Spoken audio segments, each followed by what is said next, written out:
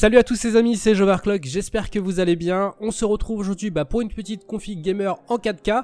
J'espère que ça va vous plaire. Alors sachez bien évidemment que c'est de la 4K, mais ça fera aussi péter le score sur toutes les autres résolutions. Du côté du CPU, pour une config gamer, on va prendre un Core i5 6600K, ça va de soi.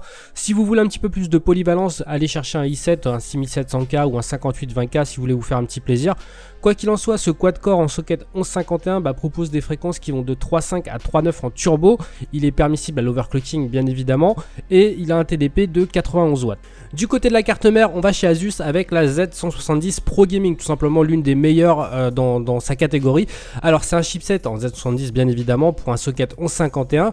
Pour la RAM, vous aurez 4 slots qui vont jusqu'en 3400 pour de la DDR4, compatible SLI et Crossfire bien évidemment. Pour ce qui est des connectiques, on va retrouver un SATA Express, on aura 4 SATA 3 6Go, on aura un port M.2 en 4X, donc ça peut être sympa, 6 USB 3 ou encore 8 USB 2. Pour la RAM, on va partir avec de la Ballistic Sport LT, donc de la DDR4 en fréquence 2400 MHz. Si vous avez envie d'aller chercher de la 3000, pourquoi pas.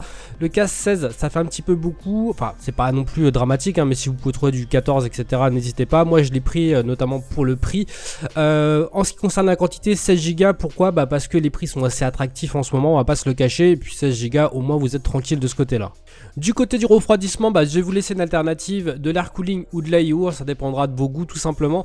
On va prendre deux modèles que j'ai pu tester sur la chaîne, donc soit le Noctua NHD15, ça vous donne les performances, vous pourrez les avoir en vidéo en tout cas.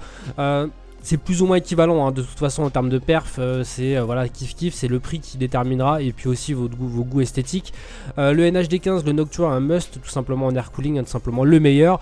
Et le Bicoed qui vient de sortir et qui est plutôt très bon, mais ça je vous laisserai aller regarder la vidéo si vous ne l'avez pas déjà fait.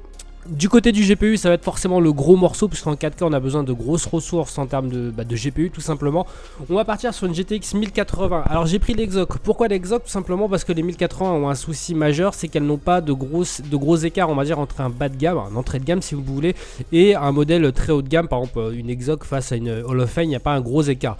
Pourquoi? C'est la raison pour laquelle je suis parti sur la Exoc.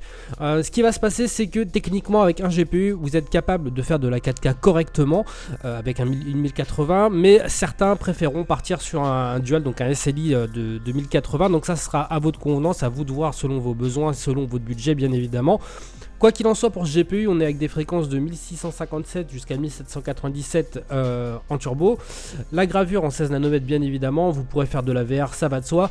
Et le TDP de 150 watts. Donc voilà pour ce très très bon GPU, ça sera après à vous de voir si vous voulez une 1080, 2080, voire peut-être une Titan. Pour la partie stockage, pas de prise de tête, on va partir sur un combo SSD HDD. On va prendre en SSD le 750 EVO en 256 Go. Vous pouvez prendre le 850 si ça vous tente, il aura simplement une meilleure mémoire, en fait une meilleure endurance, mais au niveau des débits c'est quasiment la même chose. Pour ce qui est du HDD, un petit Barracuda en 2 Tera. 2 Tera c'est bien maintenant vu la taille des jeux, c'est une bonne dimension je trouve pour le prix en tout cas. Donc voilà pour ce petit combo assez habituel. Alors du côté de l'alimentation, on va partir sur la EVGA Supernova 750 G1, donc d'une puissance de 750 watts. Pourquoi 750 watts? Tout simplement, si vous venez à faire du SLI, ça sera bénéfique d'avoir cette alimentation. Si vous êtes sûr de rester en mono, partez sur du 500 watts, ça suffit très largement.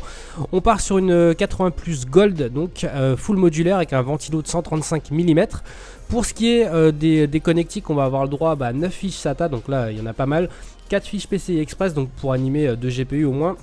Et des dimensions qui vont de 150 par 180 par 85. Et pour le prix, il me semble qu'on la trouve aux alentours des 115 €. Pour le boîtier, on part sur un modèle un petit peu spécifique, le Corsair Carbide Quiet 600C, qui est un modèle un petit peu particulier de par tout simplement l'installation de votre PC à l'intérieur, puisque c'est à l'envers. Pour ce qui est du PC en lui-même, donc c'est une grande tour qui fera du format EATX, ATX, micro, mini ATX, enfin bref, vous aurez toutes les compatibilités. Pour les GPU jusqu'à 370 mm, ça vous laisse quand même pas mal de marge. On aura notamment aussi 340 mm de fourni, donc voilà un boîtier qui est assez intéressant et qui sort un petit peu du commun de ce qu'on peut voir habituellement en tout cas. Pour le prix, il est annoncé à 165 €. Alors pour le tarif, on atteint les 1666 €, donc voilà, c'est une config assez chère, mais pour faire de la 4K il faut ce qu'il faut. Rappelez-vous tout simplement, pour en venir au but de cette fin, que les configs que je vous donne sont un ordre d'idée de ce qu'on peut avoir pour faire de la 4K. Ça ne veut pas dire que c'est la config optimale pour faire de la 4K, c'est tout simplement moi ce que je prendrais si je devais aller faire une config 4K. N'hésitez pas à vous à me dire ce que tout simplement ce que vous auriez aimé avoir dedans ou ce que vous préfériez retirer ou rajouter, peu importe.